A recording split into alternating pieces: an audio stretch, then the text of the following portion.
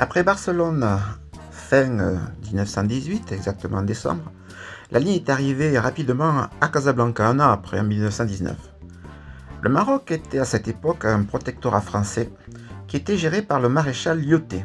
Ce dernier l'a géré jusqu'en 1925. Lyautey va aider l'ATECOER à ouvrir la ligne Casablanca-Dakar par le Sahara espagnol, avec les escales de Cap Juby, Villa Cisneros et Port-Étienne. Ces fortins espagnols sur les côtes étaient surtout symboliques, et le vrai pouvoir était aux mains des Touaregs, qui sont des berbères à société matriarcale, et des Maures, qui ne sont pas des berbères mais plutôt des arabes. C'est en 1925, c'est-à-dire 6 ans après, qu'Émile l'écrivain effectue le premier vol avec courrier jusqu'à Dakar. Je l'avoue, mea culpa, j'ai 2 pilotes chouchous, Émile l'écrivain dit Mimile et Marcel Rennes.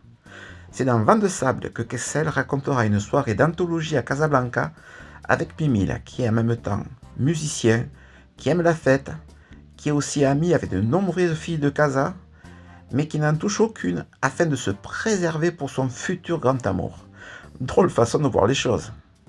Mais si on réfléchit bien, entre Dora, gourou de la mystique du courrier, Syntex qui continue à planer sur le plancher des vaches, Rennes qui pilotait en rase-motte et Mimile qui retenait ses spermatozoïdes pour un hypothétique futur amour, on peut dire qu'ils étaient tous un peu givrés chez l'ATECOER. Il y a dans cette rue le fantôme de Marcel Rennes qui se promène à cheval avec 2 filles, une devant, une derrière pour se tenir chaud. Il hante le devant du Petit Poucet, le restaurant des aviateurs. Il est sans doute au purgatoire car il a fait beaucoup de conneries. C'est dans cette avenue qu'un jour de carnaval, il avait fait du rase-motte au-dessus de la foule. C'était de bon vieux temps. Quelques années auparavant, Jules Védrine avait atterri sur la terrasse des Galeries Lafayette. On savait s'amuser à l'époque. Et puis, qu'avait-on à perdre?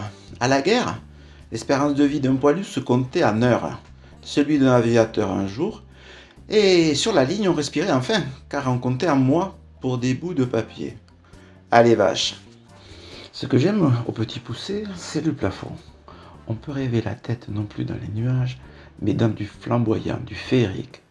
Je vois bien les yeux globuleux de Syntex poursuivant les volutes sang et or du plafond lors de longues soirées avec ses amis pilotes.